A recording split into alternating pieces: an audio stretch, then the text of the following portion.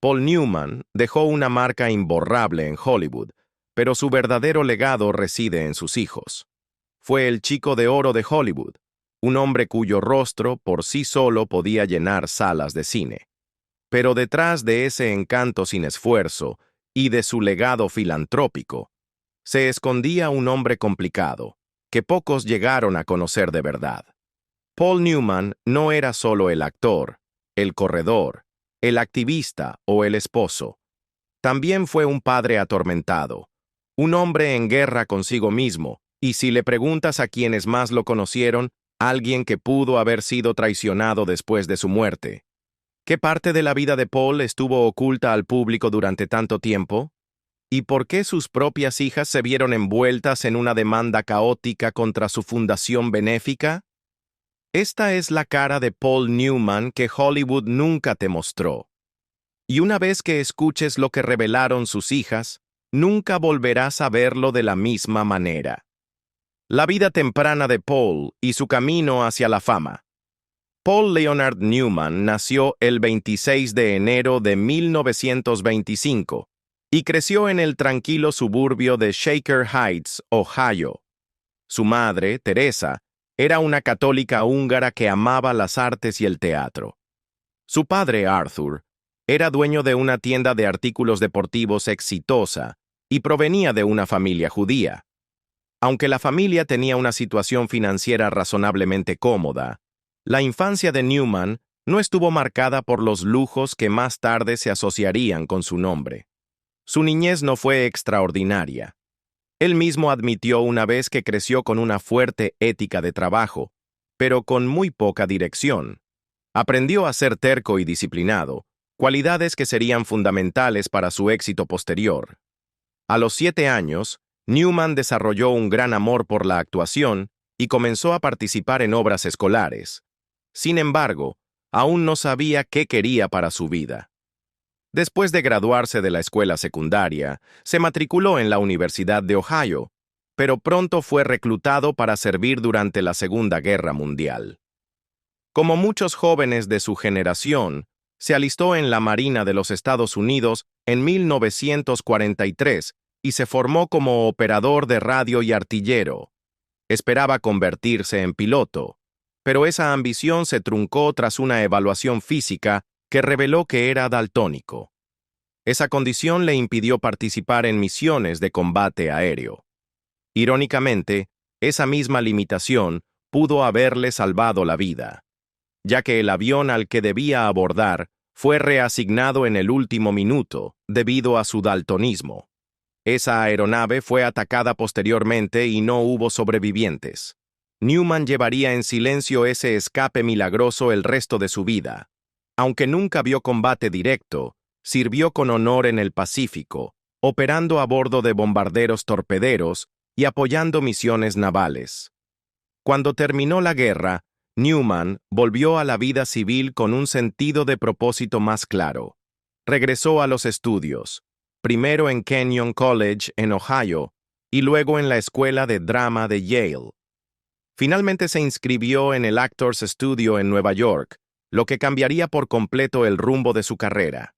En esa época, la actuación de método comenzaba a redefinir el teatro y el cine estadounidense, y Newman estaba decidido a dejar su huella.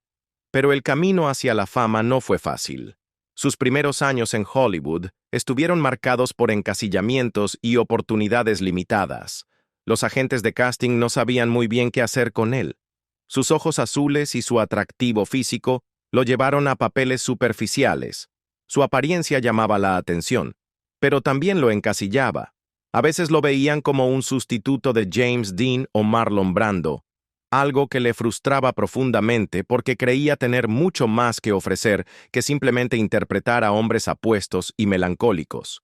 Aún así, aceptó los papeles que le ofrecían, con la esperanza de demostrar su talento a largo plazo. Su debut cinematográfico fue en 1954 con The Silver Chalice, una épica de espadas y sandalias que incluso él consideró un desastre. De hecho, llegó a pagar un anuncio en un periódico pidiendo disculpas por su actuación y rogando al público que no viera la película. Pero el efecto fue el contrario. La gente se volvió curiosa y corrió a verla. No permitió que ese fracaso lo definiera. Lo usó como combustible, y pronto llegaron mejores papeles. Su gran oportunidad llegó en 1958, cuando actuó junto a Elizabeth Taylor en Cat on a Hot Tin Roof. La película fue un éxito, y su interpretación de Brick, un exatleta conflictivo y atormentado, reveló una profundidad y vulnerabilidad que los críticos no esperaban. Fue nominado al Oscar, y de pronto Newman ya no era solo un galán, era un contendiente serio. Los éxitos siguieron llegando, y con cada nueva película el mundo descubría algo nuevo sobre su capacidad de conectar con el público.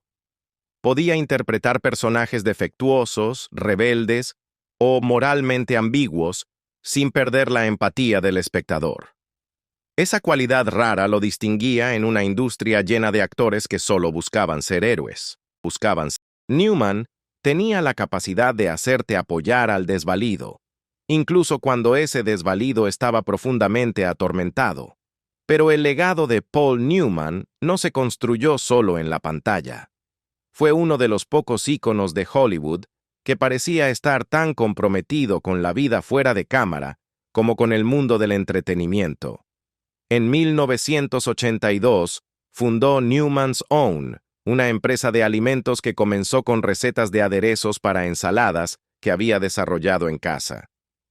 La iniciativa empezó de forma modesta, sin intención real de expandirse, pero rápidamente se convirtió en una marca multimillonaria. Y desde el principio, Newman hizo una promesa radical: donar cada centavo de las ganancias a causas benéficas. A lo largo de las décadas, Newman's Own ha donado millones de dólares a causas que van desde campamentos infantiles e investigaciones médicas hasta programas educativos y ayuda humanitaria en desastres. Newman insistía en la transparencia y en mantener los gastos al mínimo. Nunca cobró un salario, y la marca se convirtió en un modelo de cómo el poder de una celebridad podía usarse para el bien público sin necesidad de protagonismos egocéntricos. A pesar de toda la fama y riqueza que obtuvo, Newman era conocido por llevar un estilo de vida relativamente discreto. Prefería la tranquilidad y la vida privada al glamour de Hollywood. No era fanático de los excesos que arrastraban a muchos de sus colegas. En cambio, se centraba en proyectos que le resultaban significativos, como correr autos, dirigir películas o construir organizaciones benéficas desde cero. El impacto de Paul en el cine, la filantropía y la vida pública lo convirtió en algo más que otra leyenda de la pantalla. Para muchos, fue un modelo de cómo navegar la fama con integridad, y aún décadas después de su apogeo, Newman seguía siendo relevante, no solo por las películas que hizo, sino por las causas que defendió y la vida que eligió llevar tras bastidores. Aún así, pese a la admiración pública, había aspectos de la vida personal de Paul Newman que permanecieron envueltos en el silencio.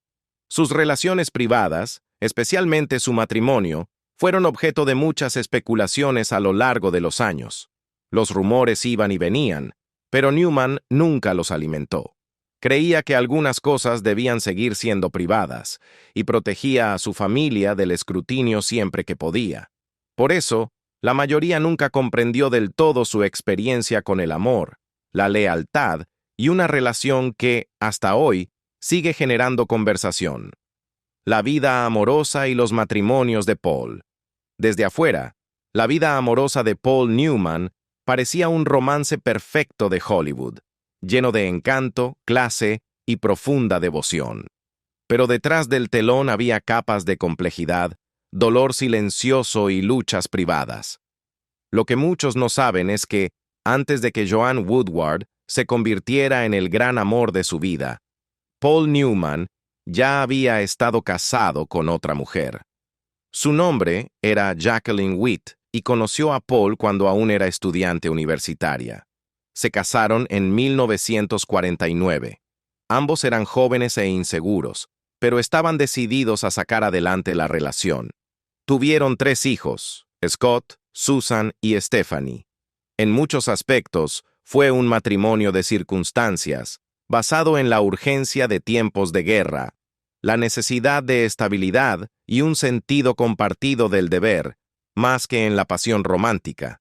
Newman aún buscaba su camino como actor, y Jacqueline mantenía el hogar mientras él luchaba por conseguir papeles y sobrevivir económicamente.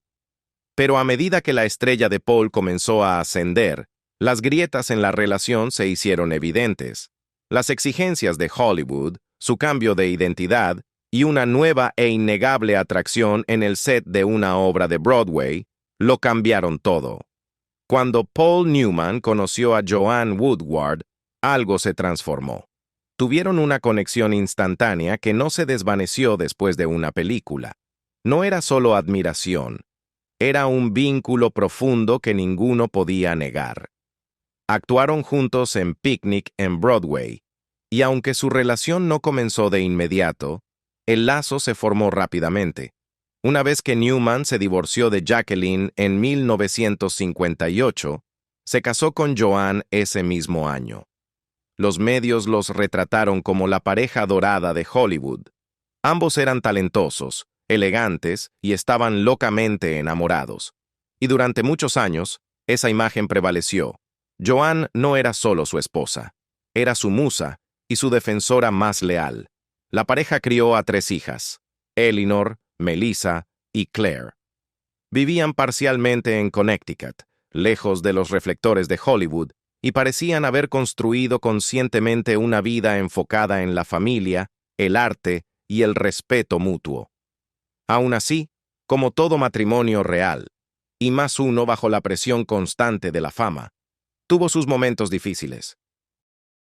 Una vez le preguntaron a Paul Newman por qué nunca había sido infiel a Joanne a pesar de estar rodeado de mujeres hermosas en Hollywood, y su respuesta se volvió instantáneamente icónica.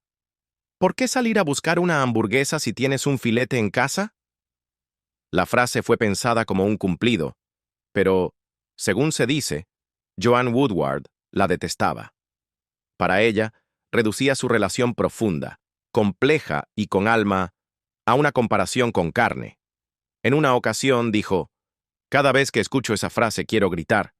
Sin embargo, la cita los persiguió durante años y se usó con frecuencia como prueba de su fidelidad. Pero las cosas no siempre fueron tan perfectas como los medios las hacían parecer. A principios de los años 60, comenzaron a circular rumores de que Newman había tenido un romance con la periodista de Hollywood Nancy Bacon. Se decía que no se trataba solo de una indiscreción de una noche, sino de una relación emocional y física que duró 18 meses. Ni Paul ni Joanne abordaron jamás estos rumores en público. Guardaron absoluto silencio, y ese silencio no hizo más que alimentar aún más las especulaciones. Pero lo que realmente importó fue, probablemente, cómo respondió Joanne ante todo eso. Se dice que la pareja voló a Inglaterra, el lugar de su luna de miel, para alejarse de las miradas implacables de Hollywood y de los rumores constantes. Pero a pesar de lo perfectas que parecían sus vidas, muchos no vieron el lento desmoronamiento que ocurría tras bambalinas.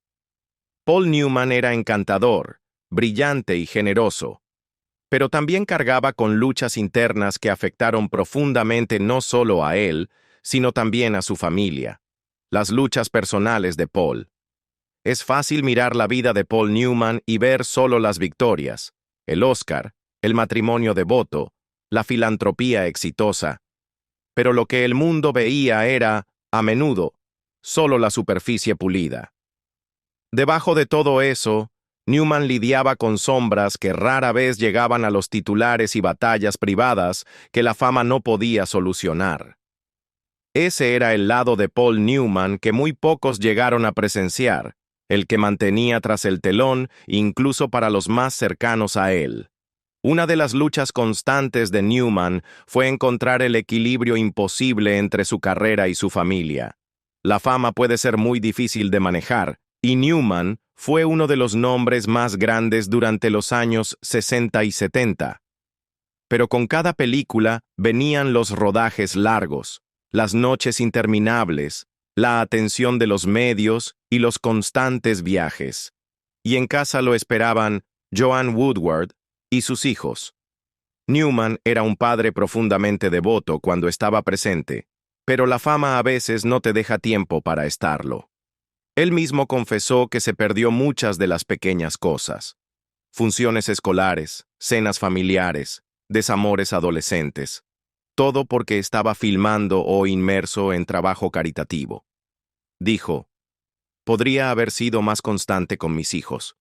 Podría haber sido más comprensivo. Podría haber sido más paciente. Podría no haberme ido de rodaje. Podría haber dejado de trabajar. Podría haber hecho las cosas mejor. Pero también podría haberlas hecho mucho peor. La culpa lo atormentaba de una forma de la que casi nunca hablaba en público. Y no era solo cuestión de tiempo. Algunos informes afirman que también le costaba mostrar vulnerabilidad con sus hijos. A veces podía ser demasiado reservado. Aún así, eso no le impidió conectar emocionalmente con cada uno de ellos a un nivel profundo. La relación de Newman con el alcohol no era un secreto para los que lo conocían bien, pero rara vez se discutía en público hasta muchos años después. Su hija, Nell Newman, lo describió como un alcohólico funcional.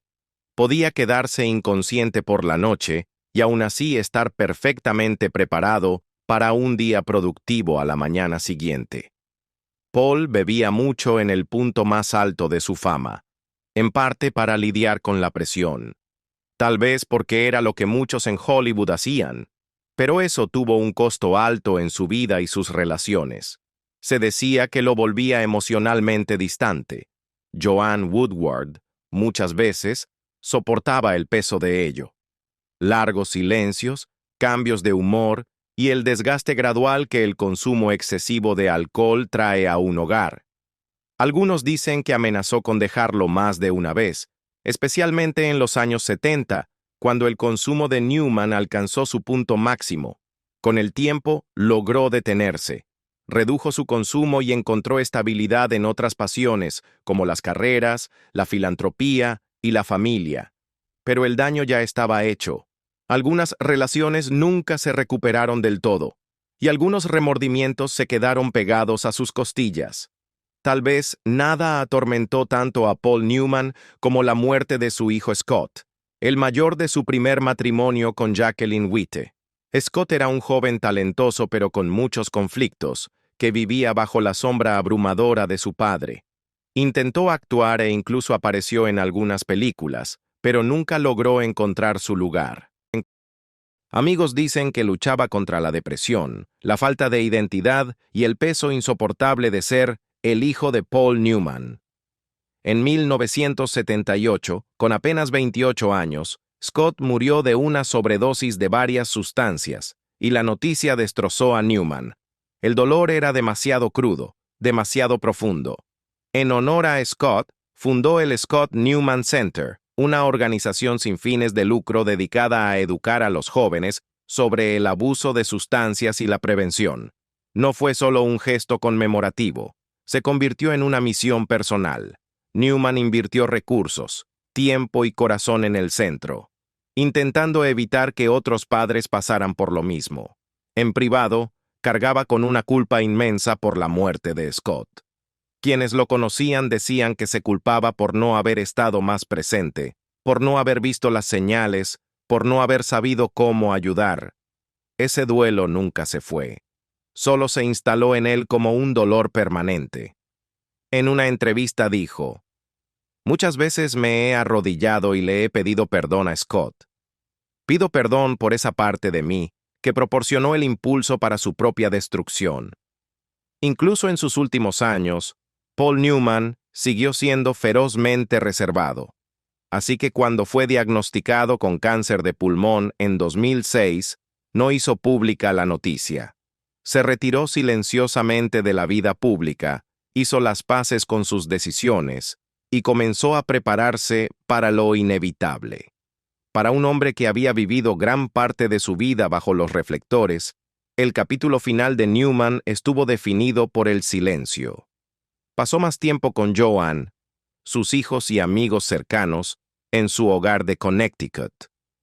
Continuó apoyando las causas que le importaban, incluida su línea de alimentos Newman's Own, que había donado cientos de millones a la caridad, y el Hole in the Wall Gang Camp para niños con enfermedades graves.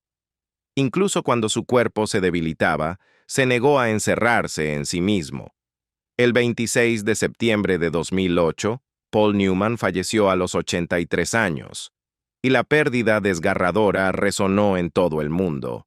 Hollywood atenuó sus luces mientras sus amigos lamentaban la partida de un hombre que había dado tanto, y sin embargo, había mantenido sus heridas más profundas, enterradas bajo la superficie.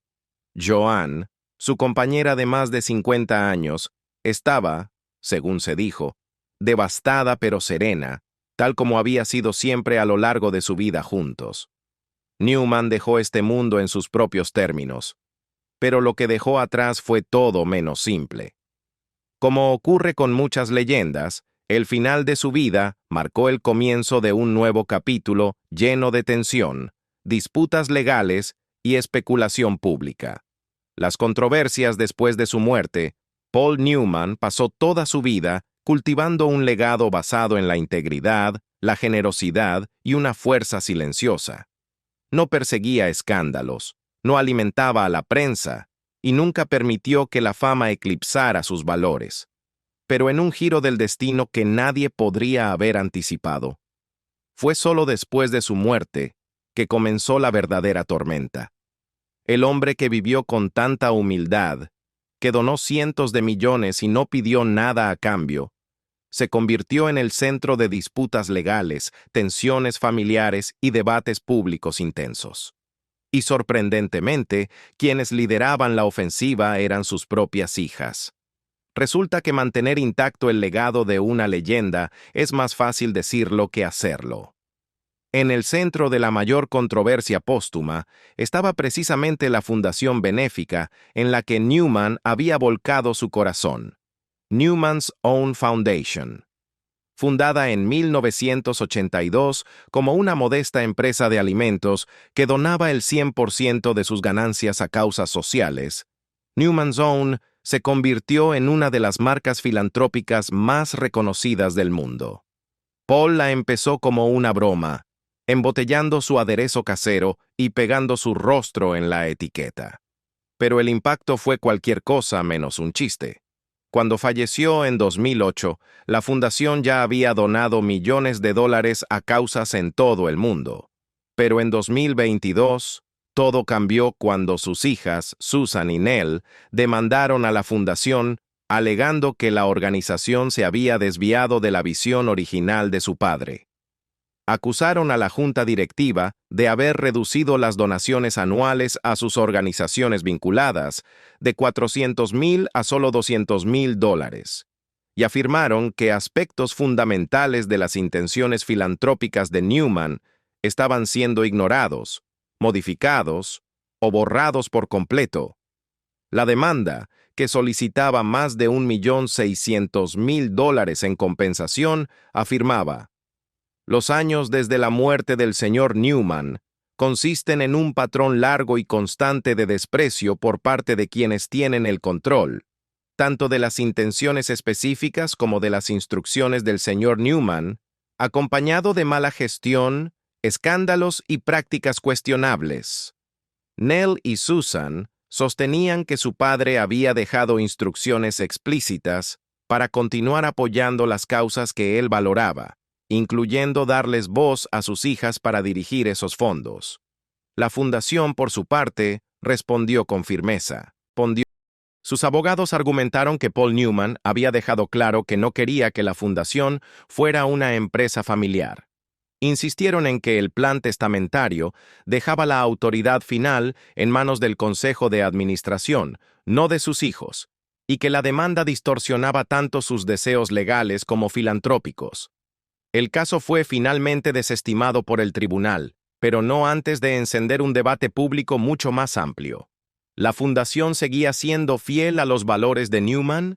¿O se había convertido en una maquinaria corporativa disfrazada con el rostro de su fundador? ¿Se trataba de honrar la voluntad de Paul ¿O de una lucha de poder con sus hijas atrapadas en el medio? Fuera cual fuera el resultado, una cosa quedó clara. El nombre de Paul Newman aún tenía poder, y todos querían ser los portadores de su antorcha. Y más allá de la filantropía, surgió otra extraña controversia, esta vez en torno al reloj de Paul Newman. Para ser exactos, el Rolex Daytona, un reloj que se volvió icónico principalmente porque él lo usaba. El Paul Newman Daytona, como se le conoce ahora en los círculos de coleccionistas, es considerado uno de los relojes vintage más codiciados del mundo. En 2017, uno de sus Daytonas originales, regalo de Joanne Woodward en los años 60, fue subastado por la cifra récord de $17.8 millones. La venta sacudió tanto a la comunidad relojera como al público general, pero lo que siguió fue una ola de controversia sobre qué Daytonas realmente merecían llevar la etiqueta de Paul Newman. Docenas de relojes Daytona Vintage comenzaron a aparecer repentinamente con afirmaciones de haber sido propiedad de Newman, haber sido usados por él o de estar conectados con él de alguna manera. Expertos en relojes, coleccionistas y casas de subastas comenzaron a tomar partido. Algunos afirmaban que el mercado estaba siendo inundado con falsos Newmans, no falsificaciones en sí, sino relojes falsamente asociados a él mediante procedencias vagas o historias exageradas. Se desataron debates en foros en línea y subastas de lujo, con muchos preguntándose si un reloj debía considerarse un Paul Newman Daytona si él nunca lo había usado. Entonces se descubrió que ciertos distribuidores estaban exagerando la conexión con Paul Newman simplemente para inflar los precios de los relojes. Mientras los coleccionistas eran engañados por su obsesión de poseer una parte de su mística, al final del día no se trataba solo de una guerra por piezas de tiempo. Decía mucho sobre cuán profundamente el mundo aún se aferraba a la idea de Paul Newman, que incluso un reloj en su muñeca se había vuelto sagrado.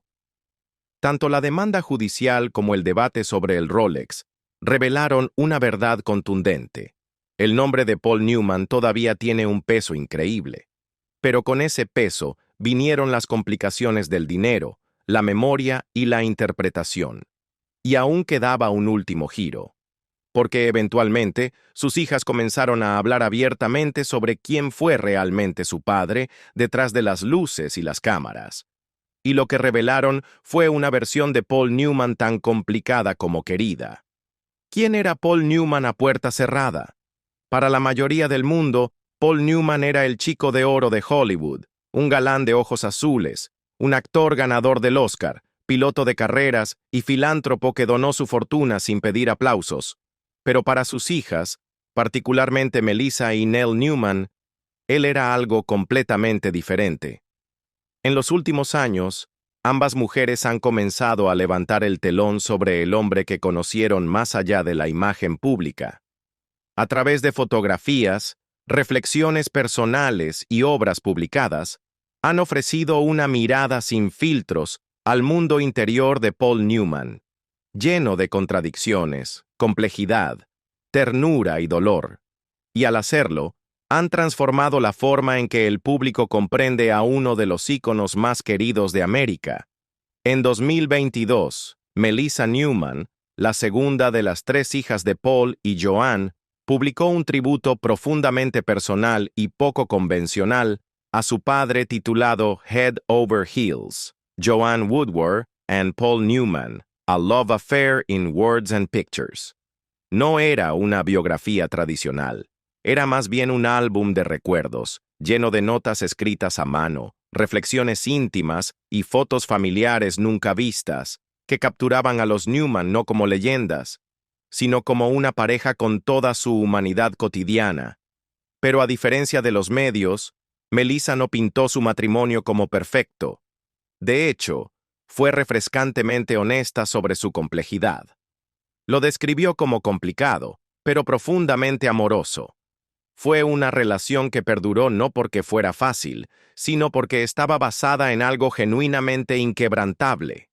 Paul y Joanne tenían discusiones, noches en silencio y también tormentas. Había distancia e intimidad, ambición y agotamiento. Pero a pesar de todo, Melissa dejó claro que sus padres se elegían el uno al otro, una y otra vez, incluso cuando era difícil. Las fotos del libro mostraban a Paul en su estado más natural y en momentos tranquilos con Joanne en su hogar en Connecticut, muy lejos de los smoking y alfombras rojas que el mundo asociaba con él. Para Melissa, Paul y Joanne eran simplemente dos personas que construyeron una vida llena de hijos, risas y a veces silencio. Mientras Melissa ofrecía las imágenes, Nell Newman, la mayor de las hijas, no evitó confrontar los aspectos más dolorosos de la historia de su padre. En diversas entrevistas y declaraciones públicas, Nell ha hablado abiertamente sobre los hábitos de bebida de Paul Newman, especialmente durante su infancia. Lo describió como un alcohólico funcional, alguien que podía trabajar, amar y reír, pero que a veces dejaba que el alcohol oscureciera el ambiente en casa. La honestidad de Nell sorprendió a algunos fanáticos que siempre habían visto a Newman a través de un lente idealizado. Pero para Nell, hablar no se trataba de derrumbar la imagen de su padre, se trataba de humanizarlo. Y aún así, a pesar de esas batallas personales, Newman nunca dejó de avanzar, especialmente cuando se trataba de sus esfuerzos filantrópicos. Fue Nell quien ayudó a llevar esa antorcha a la siguiente generación, asegurando que los valores de su padre vivieran en el trabajo que él comenzó. Uno de los testimonios más poderosos del carácter de Paul Newman fue su compromiso con el dar. Y eso se ve claramente en Serious Fun Children's Network, la organización que fundó en 1988. Nacida de un solo campamento para niños con enfermedades potencialmente mortales en Connecticut, Serious Fun creció hasta convertirse en una red global de campamentos y programas. Era un lugar donde los niños, muchos de los cuales nunca habían experimentado alegría sin dolor, podían reír, jugar y sentirse normales. Hoy en día, Serious Fun ha atendido a más de 1 millón de niños y miembros de sus familias en más de 30 campamentos, un legado asombroso que eclipsa incluso su Oscar o sus trofeos de carreras. Y sus hijas se han asegurado de que la misión continúe. Nell, en particular, ha asumido un papel de liderazgo en su universo filantrópico, creando la fundación Nell Newman y continuando con su labor en causas ambientales y sociales. Lo que Melissa y Nell han logrado es algo que pocos hijos de celebridades consiguen. Han hecho que el público se enamore del verdadero Paul Newman, no solo de la leyenda pulida. Han recordado al mundo que el hombre detrás de la sonrisa de $1 millón también era melancólico, apasionado, imperfecto y profundamente reservado. Cometió errores, cargó con culpas y luchó con el peso de ser todo para todos. Sin embargo, también amó profundamente, incluso cuando no siempre sabía cómo demostrarlo. Y quizás esa sea la parte más inspiradora de su legado. ¿Cuál es tu aspecto favorito de Paul Newman? Cuéntanos en los comentarios si disfrutaste este video. No olvides hacer clic en el siguiente video en tu pantalla. Dale like y suscríbete a nuestro canal para más contenido.